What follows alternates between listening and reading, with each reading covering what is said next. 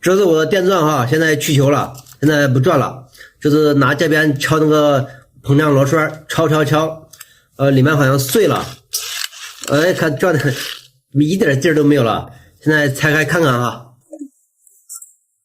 现在拆开了哈，我把电池装上去了，这是调速开关，这是电机，这边是齿轮，然后现在用望远表测一下这个电机这两边有没有电，捏住这个开关。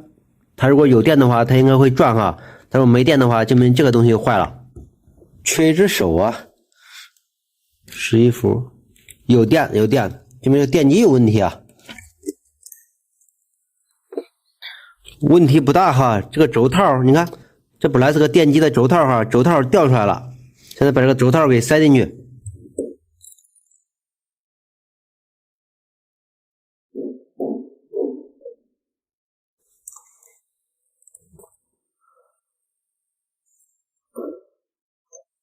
轴套倒扎进去了哈，然后我发现这个里面那个散热风扇也坏了，然后用剑嘴钳给它凿出来了，现在不能散热了。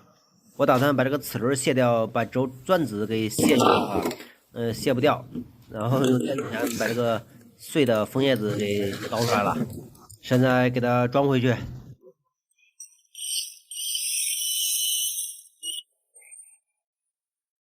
组装好了，轴套又加了点黄油，再用2年没问题哈。这个功能特别多哈，它这个地方是个磁铁，你可以吸一些小东西。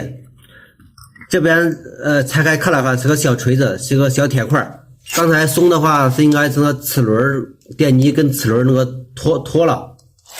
现在好了，哒，这个是那个网友送给我的哈。